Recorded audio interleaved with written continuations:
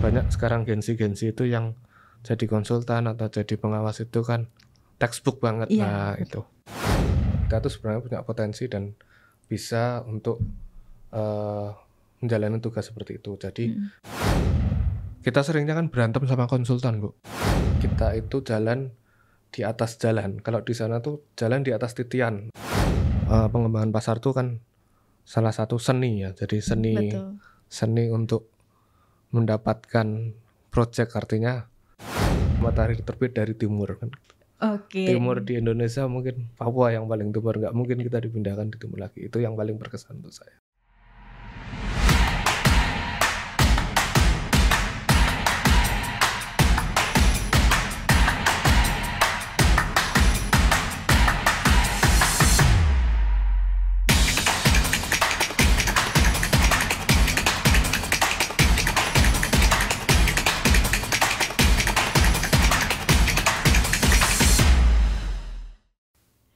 Hai, selamat datang di podcast Nindya Karya, tempatnya para penikmat podcast dan seluruh insan Nindya Karya untuk mendapatkan berbagai macam informasi.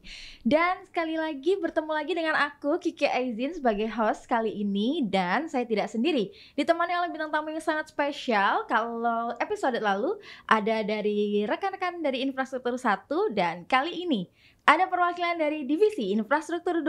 Selamat datang kepada Bapak Rangga, VP Pengembangan Pasar Divisi Infrastruktur 2. Selamat datang Bapak. Terima kasih Mbak Kiki selaku MC dan moderator untuk acara podcast malam ini. Iya, sama-sama Bapak. Selamat malam insan India.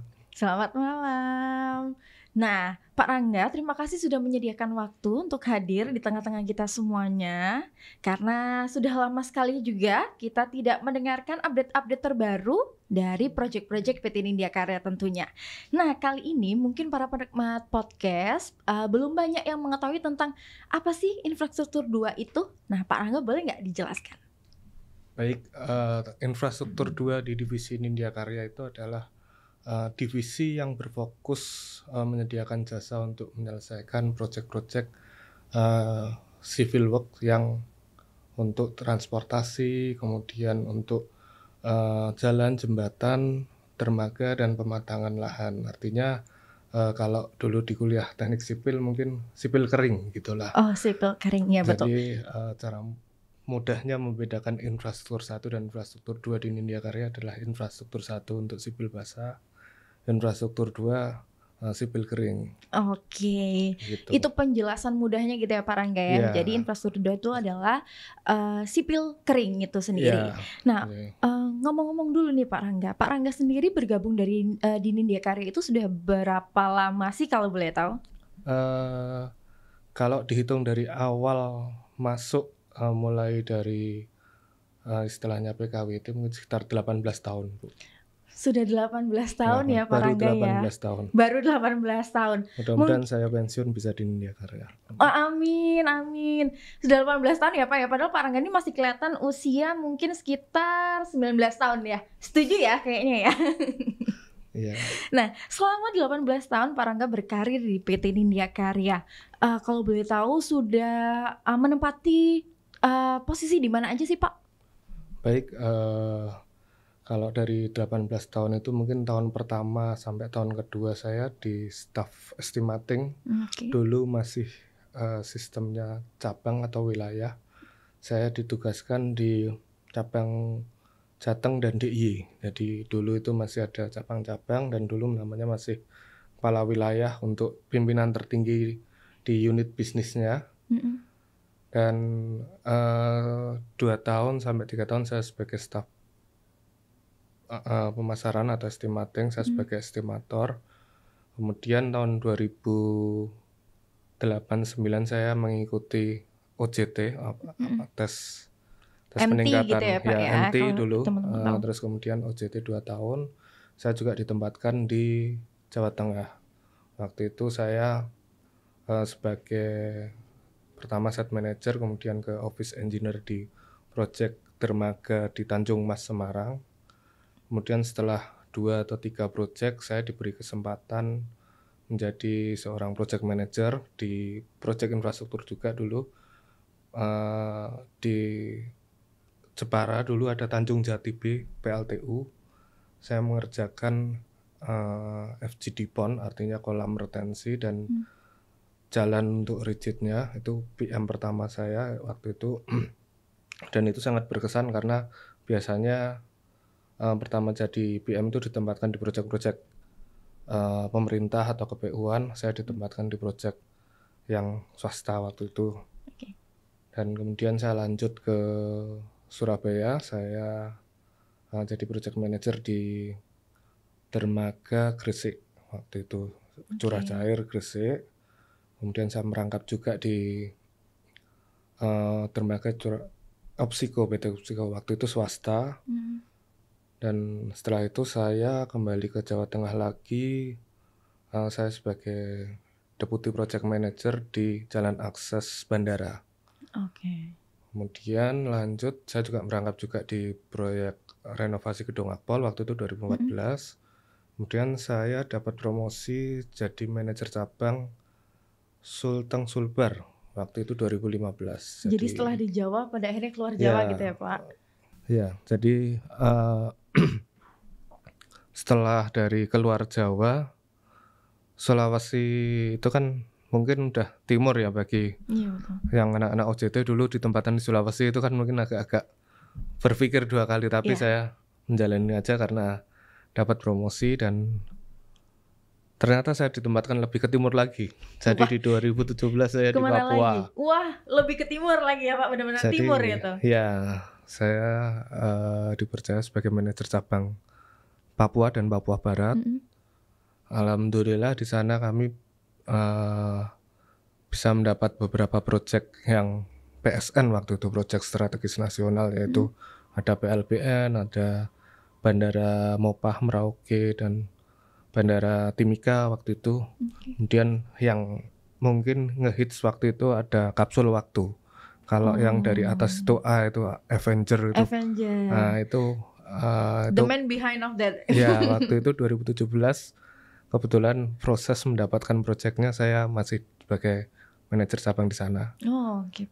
Terus kemudian setelah di timur, kemudian ke wilayah 5 waktu itu di Sulawesi lagi, saya alhamdulillah ditempatkan di Bali, di Denpasar. Jadi waktu itu di area Bali Nusra saya juga dipercaya sebagai manajer pemasaran. Dari 2018 ke 2021. Kemudian karena reorganisasi waktu COVID juga alhamdulillah saya melakukan kegiatan-kegiatan di Bali. Artinya masih proses PPKM atau apa, tapi sangat produktif karena kita jadi mengenal Zoom dan lainnya, dan alhamdulillah dengan kondisi seperti itu kita masih bisa survive dan mendapatkan beberapa proyek-proyek yang baik KPU-an maupun non-PU dengan dibantu tim lah semuanya, mulai dari bimbingan direksi, SVP, dan waktu itu namanya GM ya, General Manager.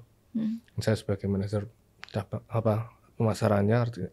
Alhamdulillah di waktu COVID itu kami masih bisa survive dan mendapat beberapa proyek untuk di Bali Nusra. Kemudian setelah reorganisasi, semua sentralisasi, semua karyawan di wilayah waktu itu atau di wilayah-wilayah yang tersebar di Indonesia ditarik semua ke pusat menjadi sistem divisioner, artinya per produk seperti yang tadi saya jelaskan. Infra 2 itu proyek-proyek sipil umum yang kering gitulah. Kemudian setelah saya ke pusat, saya berkarir di pemasaran pusat. Waktu itu masih ada di Departemen Pemasaran Pusat ya. Masih sendiri ya waktu itu ya Pak ya? Belum melebur ke divisi masing-masing gitu ya? Ya, jadi setelah 2021 sampai 2023 saya ingat saya masih di pusat. Kemudian setelah 2024 karena ada proses kajian dan untuk mendukung efektivitas dan meningkatkan daya saing Nindya Karya, jadi di bundling antara pemasaran dan operasi, sehingga mulai dari proses mendapatkan proyek sampai dengan pelaksanaan atau operasinya end to end-nya itu di divisi. Jadi itu sih kurang lebih 18 tahun saya, alhamdulillah juga eh, yang penting kita sudah pernah di Papua, Bu. Dan yang moto saya waktu itu pegang adalah matahari terbit dari timur kan. Timur di Indonesia mungkin Papua yang paling timur, nggak mungkin kita dipindahkan di timur lagi. Itu yang paling berkesan untuk saya. Oke. Dan waktu itu, waktu Bapak ditempatkan di Papua, ada pengalaman yang cukup berkesan nggak buat Bapak? Karena kan waktu itu pasti mungkin nggak semua orang mau ditempatkan di Papua tentunya, tapi Pak Rangga mengambil opportunity itu. Dan ada cerita seru apa sih selama di Papua, selama Bapak ditempatkan di sana?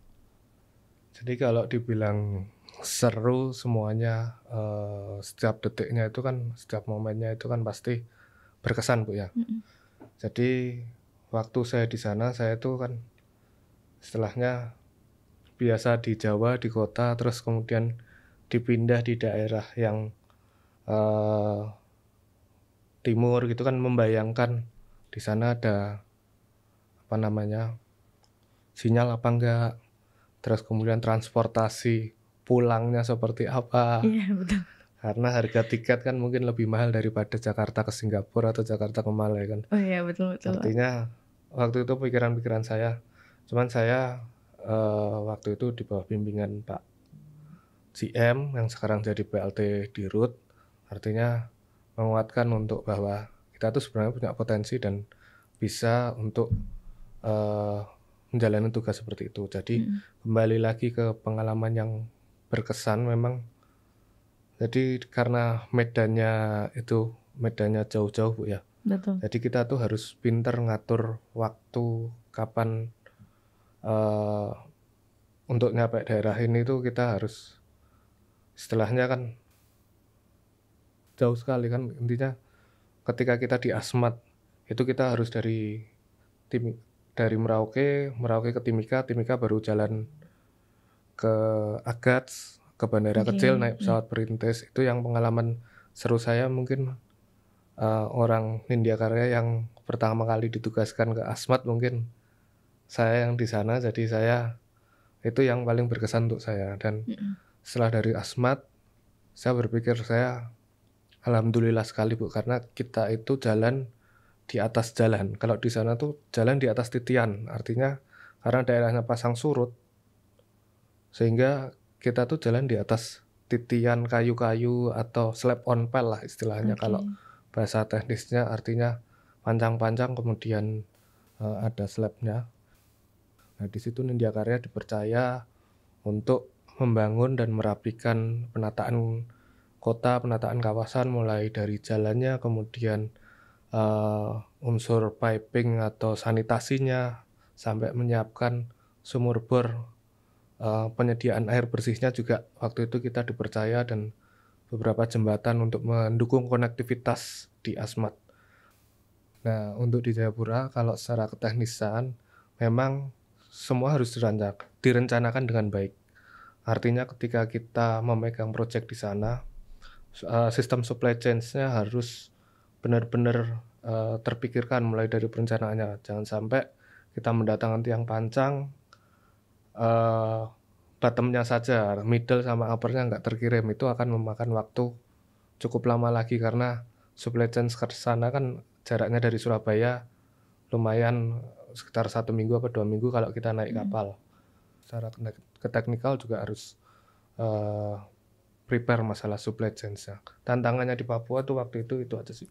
Oke, itu tadi salah satu ilmu yang bisa Pak Rangga sharing untuk teman-teman Gen Z sekarang. Kalau dapat opportunity untuk di Papua, boleh untuk dicoba ya Pak, karena ternyata di sana banyak sekali ilmu yang bisa diterapkan di proyek-proyek selanjutnya. Nah, kembali lagi kita ke proyek-proyek Infra 2 nih Bapak. Boleh nggak sih dijelaskan ke teman-teman, diceritakan ke teman-teman saat ini Infra 2 sedang mengerjakan proyek apa aja sih? Ya, jadi seperti yang tadi saya sampaikan, Infra 2 itu mengklasterkan proyeknya itu jalan, jembatan, kemudian dermaga, kemudian bandara tapi yang sisi udaranya, dan pematangan lahan. Jadi kita terkonsentrasi ke 5 subcluster itu. Jadi saya cerita sedikit yang terkait dermaga kita yang lagi ongoing di JICT Timur, JICT 2 dan dermaga Belawan. Jadi dermaga Belawan itu project dari ownernya adalah PT Pelindo. Oke. Di sana kita namanya remedial works fase 1 untuk Belawan, jadi artinya peningkatan atau revitalisasi, jadi peningkatan kekuatan dermaga itu kita subclusterkan ke 4 bagian ya Bu ya. Jadi di Belawan itu kita ngerjakan yang pertama dermaganya untuk extensionnya, kemudian perapian revetmentnya, kemudian untuk improvement substructure-nya karena dicurigai di situ ada potensi likuifaksi atau Tanahnya gitu ya, Pak. tanahnya yang Oke. maka kita melakukan improvementnya dengan deep soil mixing, artinya melakukan pengeboran kemudian meningkatkan daya dukung tanahnya dengan mencampur aditif atau dalam hal ini kita soil semen dicampur untuk disuntikkan ke Dalam pondasi ya, sehingga daya dukung tanahnya itu meningkat. Oke. Untuk di JICT juga peningkatan juga dermaga kapasitasnya karena sudah rame, makanya di sana peningkatan dermaga. Dan untuk yang novelty atau keterbaruannya menurut saya kita melakukan cakar ayam modifikasi. Jadi untuk mencapai daya dukung tanah dengan CBR di atas 6%, itu kita di container yard-nya itu melakukan skema cakar ayam modifikasi yang itu dikembangkan oleh profesor atau dokter di Jogja UGM. Itu jadi timbunan itu artinya ada bis beton, kemudian tengahnya dikasih timbunan pilihan dan ada bentuk cakar ayamnya itu, kemudian baru ditutup lagi. Nah, dengan sistem seperti itu harapannya daya dukungnya meningkat dan secara cost itu lebih efisien. Itu kan artinya pemanfaatan teknologi-teknologi inovasi hasil karya anak bangsa itu yang kita sebagai kontraktor mengimplementasikan. Di lain itu juga yang lebih detail lagi ada pre-boring untuk tiang pancang yang sudah existing. Itu kita pre-boring dan kita pancang ulang. Artinya kan itu menurut saya yang saya besar di daerah proyek-proyek dermaga itu merupakan suatu hal yang baru menurut saya. Itu sangat menarik sih. Terus kemudian yang saya tadi ceritakan jalan, kita dipercaya di IKN juga.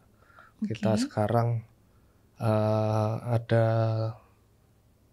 4 yang ongoing di IKN ya Bapak ya? Di IKN. Jadi kita ada Presinkor, kemudian jalan 1C dan kemudian KIPP 1C dan kemudian ada jalan tol 3A dan yang baru selesai ada tol tol 1B 4 paket yang jadi tol 1B mungkin progresnya masih sekitar 17%-an karena baru awal ya. Untuk yang lainnya mungkin sudah di atas 50% karena sudah berkontrak agak lama. Jadi pembangunan IKN tetap jalan terus jadi prioritas. Kemudian untuk dari sektor-sektor lain kita dipercaya juga pematangan lahan di Batang, Bu. Jadi kita seperti yang Bu Kiki lihat, kita Nindya member of Dana Reksa. Jadi betul. Sinergi holding dari Dana Reksa itu kita dipercaya proyek pematangan lahan ada 2 di KIT Batang dan di KPN. Berarti di kawasan ya Pak ya masuknya kawasan ya. Batang sama di kawasan Berikat Nusantara. KBN ya Pak? Di Cakung. Di Cakung, ya betul-betul. Ya.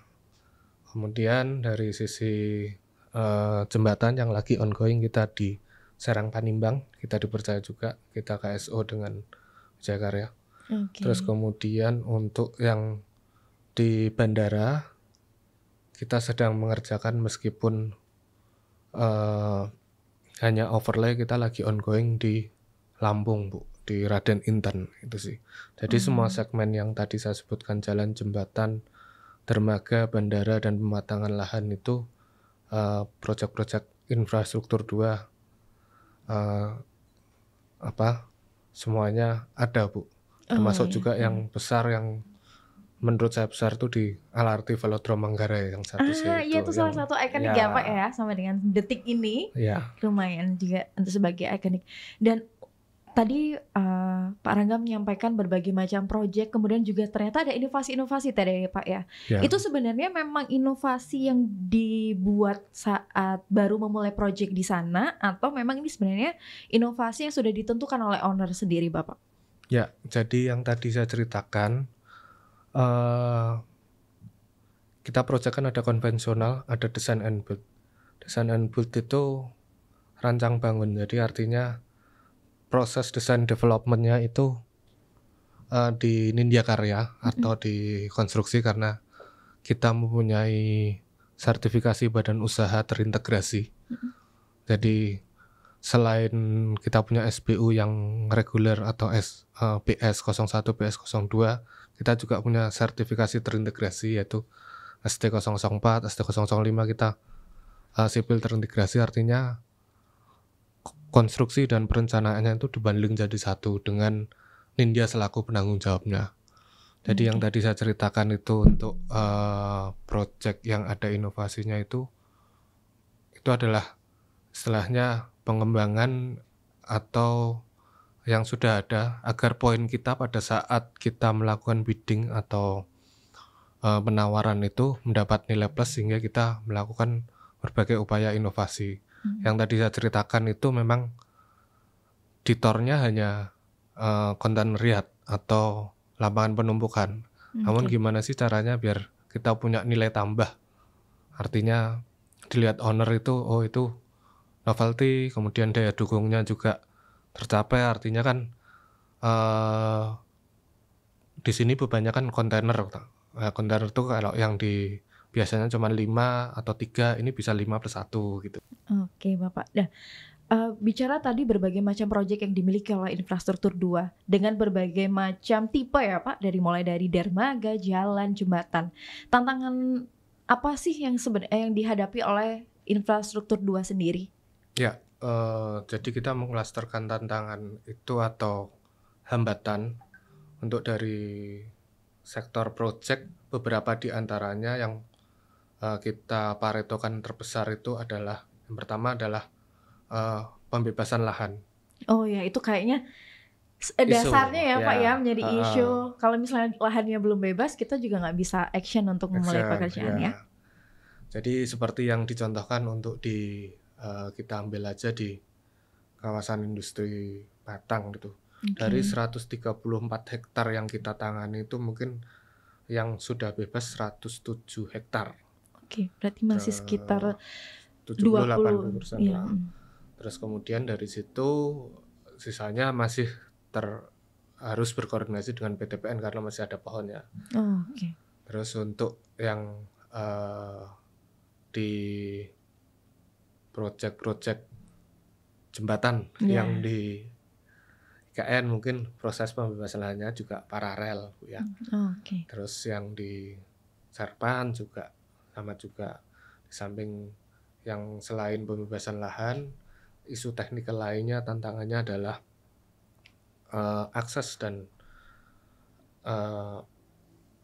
akses menuju sana Bu ya. Karena kalau Ibu lihat proyek-proyek infrastruktur dulu adalah transportasi atau proyek konektivitas yang menghubungkan antara dua daerah tadi. Dan rata-rata proyek yang kita ambil adalah pembangunan, sehingga pembangunan yang kita kerjakan tuh kebanyakan di daerah pelosok. Betul. Nah ini kita insya Allah akan dapat proyek yang lumayan besar di daerah Merauke Bu, Papua. Nah itu kan wilayahnya Bapak ya. Artinya aksesnya ke sana itu agak kesulitan. Artinya kita mobilisasi alat ke Merauke-nya aja sudah susah, ditambah lagi jalannya tuh belum tembus. Nah itu artinya yang masalah kedua tantangannya adalah akses itu, Bu. Di samping yang ketiga mungkin ada beberapa proyek yang sudah kita dapat tapi pendanaannya dan lainnya masih financial closing-nya masih berproses. Cuman itu sih Bu, rata-rata tantangannya yang dihadapin di infrastruktur 2. Oke. Sebenarnya tantangan itu cukup kompleks ya Pak ya, karena memang lahan dan akses itu memang yang paling utama, tapi ternyata infrastruktur 2 tuh malah yang harus membuka jalan gitu ya Pak ya. Nah, berkaitan dengan tantangan-tantangan tersebut dan dengan proyek spesialisasi infrastruktur 2 yang sebenarnya bisa dikatakan itu sangat dekat sekali dengan lingkungan ya Bapak ya, pastikan ada kawasan-kawasan tertentu. Bagaimana divisi infrastruktur 2 sendiri menanggapi tentang proyek-proyek yang berkaitan dengan lingkungan ini, dan juga bagaimana peran divisi infrastruktur 2 terhadap proyek yang Lean and Green itu sendiri? Ya, terima kasih. Ini pertanyaan yang up to date ya Bu ya. Jadi terkait sustainability construction yang sedang hits dan Lean and Green. Prinsip dari sustainability construction kan kita 3R ya Bu. Reduce, reuse, recycle kan gitu. Betul. Jadi ketika kita menebang satu pohon di daerah konstruksi yang kita akan bangun, kita lakukan penanaman pohon di tempat lain untuk mengganti pohon yang kita tebang. Harapannya adalah dari sisi efek rumah kacanya bisa kita selamatkan. Terkait keberlangsungan tadi Bu, jadi pertama di IKN memang ketika membuka lahan itu material-material konstruksi yang kita pakai itu semua ramah lingkungan. Betonnya, semennya itu di sana memakai semen yang istilahnya ramah lingkungan. Itu menjadi standar di IKN. Artinya efek dari pembakaran pada saat proses konstruksi maupun proses membuat semennya itu kita memilih semen yang ramah lingkungan untuk sisi materialnya. Dan untuk sisi yang tadi metode kerjanya, tentunya semua peralatan yang kita pakai itu peralatan yang istilahnya standar emisinya, standar istilahnya pembuangan karbonnya itu yang sudah terstandarisasi sehingga tidak menyebabkan polusi atau apa. Di samping itu juga Bu, kalau Ibu tahu kan di divisi Nindya Karya bagian RT itu kan sedang mengembangkan NICAF atau Nindya Carbon Footprint untuk menghitung emisi yang dibuang itu. Jadi kita mendukung program itu untuk keberlanjutan dari proses-proses di Nindya Karya juga. Kemudian mungkin yang mendukung program pemerintah terkait keberlanjutan sekarang ini kan cita-citanya adalah ketahanan pangan dan energi. Betul.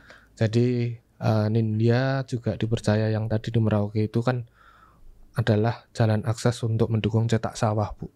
Jadi keberlanjutannya tuh kita berpikir mengerjakan proyek yang nantinya memberi efek dampak terhadap anak cucu kita nanti Bu. Jadi ketika kita membangun nanti juga harus berpikir ke depan.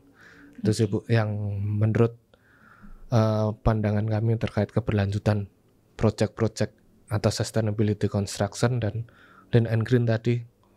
Jadi secara Lean-nya kita metode kerjanya, kemudian Green-nya kita memakai produk-produk ramah lingkungan, serta yang metode kerjanya mengurangi dampak dari polusi tadi. Oke, itu tadi penjelasan terkait Lean and Green yang sudah diterapkan oleh divisi infrastruktur 2. Dan ngomong-ngomong soal tadi saat kita menebang satu pohon kita mengganti pohon yang lain, mungkin nanti bisa infrastruktur 2 bekerja sama dengan TJSL Nindya Karya Bapak. Siap, terkait Bu. Programnya tentang lingkungan tentunya menjadi concern kita bersama di sana.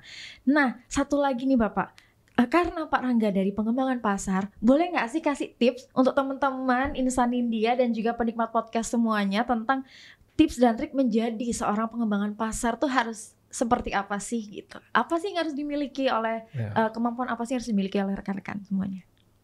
Jadi memang untuk seorang VP di pengembangan pasar menurut saya harus memiliki kombinasi dari yang teknis maupun atau hard skill dan soft skillnya.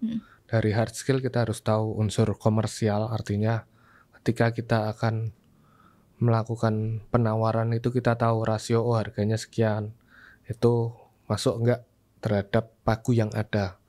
Terus kemudian kita juga harus memiliki soft skill, artinya ketika kita menghadapi stakeholder, kan ada stakeholder management dalam project management of body of knowledge itu yang tadinya cuma 7 mata pelajaran sekarang jadi 13, salah satunya adalah stakeholder management tadi. Jadi artinya pengembangan pasar itu kan salah satu seni ya. Jadi seni untuk mendapatkan project, artinya seni untuk mendapatkan project kan kita mulai dari kalau saya membagi zoning time-nya itu ada early game itu yang belum tayang, kita harus melakukan observasi, oh nanti di sana akan proyek apa, itu kita harus menggali semua informasi atau istilahnya market intelligence itu tadi, kita harus kumpulkan data-data, karena marketing tanpa data dan tanpa intelijen itu kan nggak mungkin menghasilkan suatu keputusan manajemen yang akurat. Betul.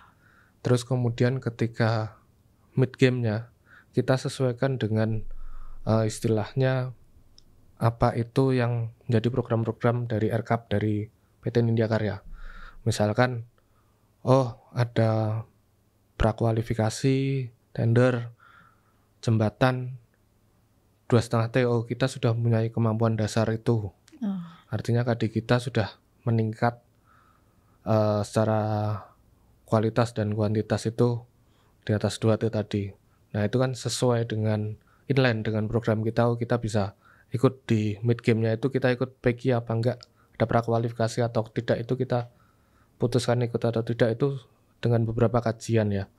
Terus kemudian di end game-nya, kalau saya sebut end game itu ketika sudah mau melakukan penawaran final atau memasukkan angka bid price-nya, lah itu ada kita harus real cost itu sendiri seperti apa, kontingensinya seperti apa, terus penentuan margin profitnya seperti apa, tentunya dengan mempertimbangkan analisa kompetitor, terus kemudian marketnya sedang seperti apa, apakah lagi baik-baik saja atau tidak baik-baik saja seperti kondisi saat ini yang sedang ada perang global, kemudian di Indonesia juga lagi lesu, atau mungkin pada saat COVID, di mana waktu itu yang penting kita dapat project saja karena kita zero profit nggak apa-apa, yang penting BAU-nya bisa tercover, artinya tidak ada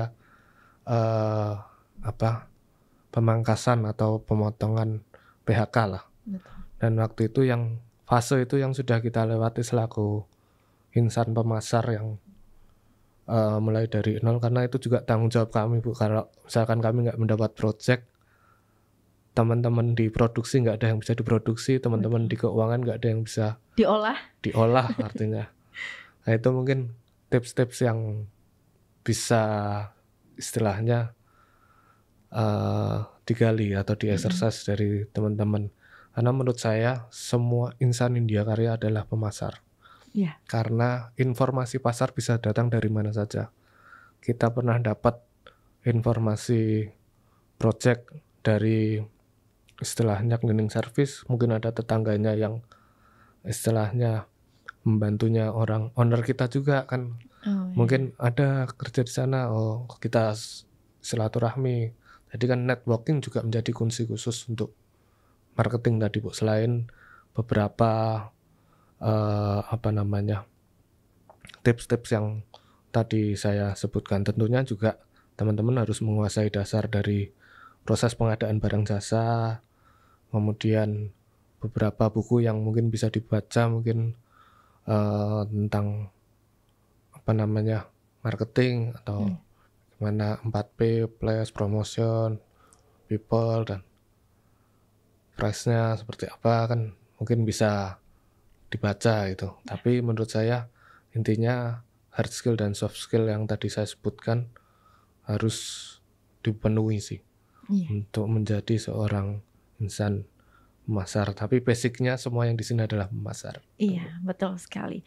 Nah, itu tadi teman-teman sedikit tips, tapi banyak sekali isinya yang disampaikan oleh Pak Rangga tentang tips dan trik untuk menjadi seorang pengembangan pasar yang sesuai dengan kualifikasi. Dan tentunya teman-teman, para Gen Z dan juga para penikmat podcast semuanya harus selalu up to date terhadap isu-isu global sehingga bisa menjadikan ilmu teman-teman untuk menjadi seorang pengembangan pasar yang keren sekali. Nah, sekarang Bapak, ada segmen selanjutnya yaitu adalah segmen namanya Inbox. Nah, Inbox ini adalah Insan Nindya Bertanya. Oke, dan langsung saja kita masuk ke segmen selanjutnya, Inbox. Oke, Bapak, ini adalah segmen Inbox yaitu Insan Nindya Bertanya. Oke, kita spill. Dan pertanyaan pertama adalah dari siapa ya, Pak? Dari Fantastika. Ini ala-ala Gen Z banget, Pak. Nama nickname-nya tuh pasti akan sedikit panjang gitu, Pak. Pertanyaan adalah, kalau lagi capek di lapangan, orang proyek biasanya hiburannya ngapain ya? Nah, untuk Pak Rangga yang sudah sekian belas tahun pernah berada di proyek, kira-kira ngapain ya, Pak? Ya, jadi proyek itu memang ini ya Bu ya. Jadi kita harus, karena tantangan di infrastruktur 2 itu biasanya proyeknya di area remote area. Betul. Sehingga direksi kit atau istilahnya mesnya yang kami buat itu paling tidak mengakomodir beberapa hiburan.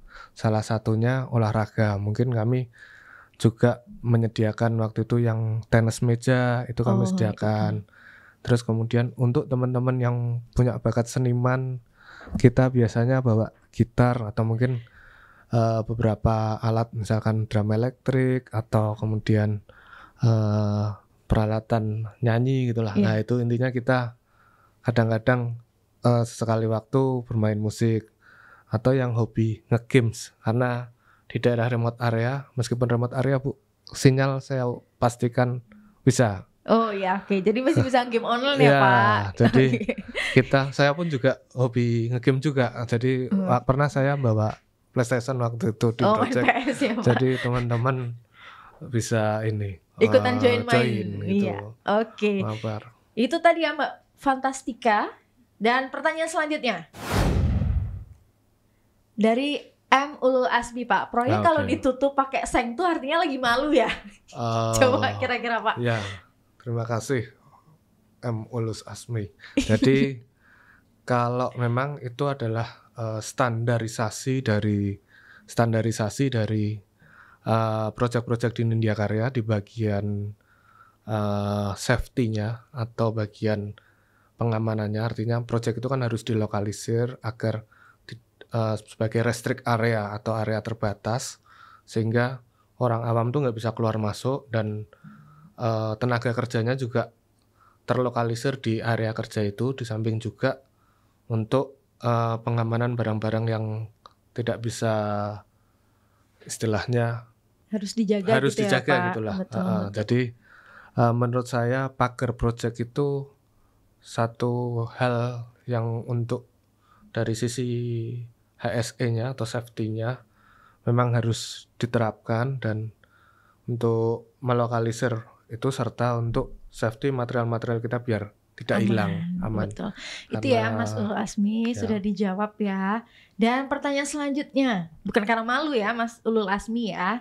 Dan pertanyaan ketiga, pernah nggak ada kejadian lucu saat ngerjain proyek? Bahasanya Gen Z banget ya Pak ya. Pernah ada kejadian lucu nggak gitu? Iya. Jadi mungkin kalau yang ini ya, kalau kejadian lucu, kalau menurut saya sih lucu, tapi mungkin menurut teman-teman lain biasa saja. Jadi ketika kita seringnya kan berantem sama konsultan, Bu. Berdiskusi maksudnya Pak? Iya, diskusi ya. Padahal menurut saya itu istilahnya itu hal-hal yang notabene, misalkan kita bikin plat precast gitu kan, tebal platnya 30 cm, untuk yang di precast 15 cm. Nah, ketika yang di precast itu katakanlah 16-17 cm, artinya beton kan nggak bisa flat ya. Jadi pernah ketika kita erection atau itu plat itu kan lebih. Jadi konsultan tuh minta, oh nggak bisa Bapak kan 15 cm, ini barangnya 17 cm. Kalau saya kan banyak ketika 17 cm tinggal saya nambahin 13 cm cor in situnya selesai kan gitu. Tapi konsultan mintanya harus flat rata 15 cm sehingga menimbulkan perdebatan. Itu kan harus diciping dulu. Itu menurut saya di proyek itu tentunya kita juga butuh kesabaran untuk menghadapi kelucuan-kelucuan itu gitu Bu. Jadi kesabaran dan ya teknikal yang kita kuasai untuk kita berargumentasi atau diskusi lah dengan konsultan itu. Seninya di sana ya Bapak ya? Iya, kalau menurut saya hal-hal seperti itu yang memang menurut orang lain serius, tapi menurut saya ini suatu hal yang lucu karena kan kita kan banyak sekarang gensi itu yang jadi konsultan atau jadi pengawas itu kan textbook banget. Nah itu sih Bu, saklek biasanya gitu ya Pak ya. Oke, dan pertanyaan selanjutnya masih ada nggak? Oh ada. Min, orang proyek itu lebih stres karena tekanan struktur atau tekanan netizen? Kira-kira dari siapa ya Pak? Bahasa ini banget ya, bahasa teman-teman banget yang di proyek. Ya. Jadi memang kalau secara struktur kontraktor itu kan menurut saya dia posisinya di tengah-tengah. Tadi saya sampaikan ada konsultan, ada owner kita di tengah. Dari sisi kita sendiri pun di middle level sebagai seorang PM atau sebagai seorang manajer, kita punya staff, punya tim. Tapi kita juga punya atasan yang punya target juga, artinya kita posisinya tetap di tengah-tengah Bu. Jadi kan stressing itu bisa jadi struktur atau dari tekanan, bahasanya tekanan netizen tadi, karena kita posisinya tuh di tengah, artinya terus ya artinya kita harus pintar-pintar mensikapi tekanan-tekanan tersebut. Seperti contoh constraint-nya kita mau laba banyak atau mau kualitas kan gitu. Betul. Terus kemudian ketika kita berjuang terkait engineering itu, kita constraint-nya kita mau dapat istilahnya VI-nya tuh untuk nilai tambahnya profit atau nilai tambah kualitas. Artinya itu kan suatu yang ini, kalau kualitas tentunya kita harus spend cost yang lebih, tapi kan manajemen juga ada konsideran atau batasan ya, batasan bahwa profit kita harus sekian gitu. Jadi menurut saya orang project itu harus berdamai dengan tekanan. Harus berdamai dengan tekanan. Kalau saya boleh bilang itu, kalau atlet mungkin kan otot saja gitu ya. Kalau kita juga harus ototnya kuat karena kita sering lembur. Di samping itu kita otaknya juga harus jalan juga, artinya harus balance. Ditambah lagi mungkin yang kurang ini tekanan dari istilahnya kalau kita punya keluarga mungkin jarang pulang, kita kan sering juga dicurigain gimana ini kok nggak pulang-pulang. Nah itu juga memberi tekanan batin kita juga. Itu mungkin tekanan keluarga kali ya Pak, satu lagi.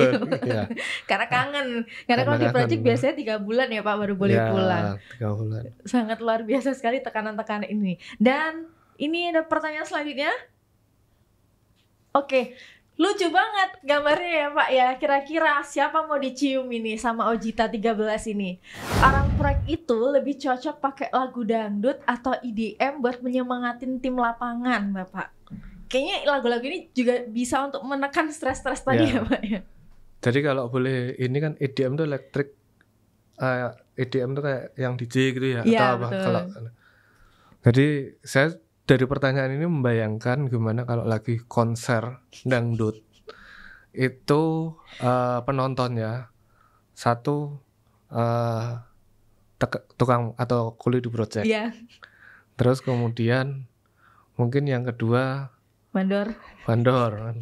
Jadi menurut saya karena tukang atau istilahnya mandor atau pegawai project itu rata-rata berasal dari daerah desa, dan musik dangdut itu kan nggak dipungkiri lebih familiar lah dari Iya. kecil. Jadi menurut saya ketika kami di project dan istilahnya senam pagi mungkin sering muter lagunya dangdut daripada EDM gitu. Iya, betul. Karena lebih Lebih hati, terbiasa gitu ya, ha-ha. Pak ya, dengan lagu dangdut tentunya. Dan kalau tukang-tukang kangen mungkin kan dengan dangdut lebih teringat rumah gitulah, intinya gitu Iya. kira-kira. Mereka kayaknya dengerin lagunya Didi Kempot yang Layang Kangen kayaknya, Pak. Nah, Oke, itu tadi sudah selesai pertanyaan dari para netizen. Terima kasih banyak Pak Rangga sudah menjawab pertanyaan dari netizen kita tentunya. Dan untuk pertanyaan terakhir Bapak sekaligus penutup, bisa nggak sih Pak minta tolong Pak Rangga untuk memberikan statement kepada para Gen Z nih, atau para teman-teman yang mau memulai menjadi engineer baru. Kira-kira pesan apa yang mau Pak Rangga sampaikan, dan tentunya kepada seluruh insan Nindya Karya yang sedang menonton podcast ini. Ya, mungkin kesimpulan dari podcast ini menurut saya tips atau untuk engineer yang masih muda ya. Yang pertama memang pangsa pasar atau market konstruksi di Indonesia ini kan sangat luas karena kita negara yang berkembang, dan untuk berkiprah sebagai engineer baik di sektor operasi maupun di sektor marketing, tentunya basic engineering mulai dari PM book maupun penguasaan buku atau teknis di lapangan itu harus diketahui. Dan untuk yang mau berkarir dari sisi marketing seperti saya, memang harus menggabungkan antara sisi engineer mulai dari estimating, kemudian mengetahui proses pengadaan barang jasa untuk menyiapkan dokumen-dokumen penawaran maupun dokumen teknis yang lainnya, sehingga harapan saya insan-insan Nindya Karya nextnya bisa berkontribusi dan memberi nilai tambah, meningkatkan daya saing Nindya Karya, serta merebut paling enggak pangsa pasar global maupun di nasional itu paling enggak 20-25% market share-nya itu bisa dikerjakan oleh Nindya, sehingga kita mempunyai portofolio yang banyak terutama di sektor-sektor infrastruktur 2 ini dengan proyek-proyek yang ikonik, Mbak. Oke. Jadi harapannya seperti itu, mudah-mudahan teman-teman di Insan Nindya selalu semangat. Oke, itu tadi ya Gen Z udah males-malesan lah ya, sekarang semuanya harus semangat. Dan tentunya semangat juga untuk teman-teman infrastruktur 2 ya Pak, untuk mencapai target hingga tahun 2025 nanti dan di tahun-tahun selanjutnya tentunya. Oke, terima kasih banyak kepada seluruh penikmat podcast Nindya Karya, kepada seluruh insan Nindya Karya dan juga teman-teman yang lainnya sudah mau mendengarkan podcast kita sampai dengan selesai, dan sampai jumpa lagi di next episode selanjutnya. Dan jangan lupa untuk selalu subscribe YouTube-nya Nindya Karya tentunya, dan juga Instagram Nindya Karya. Dan terima kasih sekali lagi kepada Pak Rangga sudah mau mampir ke acara podcast Nindya Karya ini tentunya. Nanti kalau kita undang mau lagi ya Pak. Siap. Untuk main-main lagi ke sini. Dan itu tadi sekian banyak informasi dan juga ilmu-ilmu yang kita dapatkan. Oke, sampai ketemu lagi. Bye.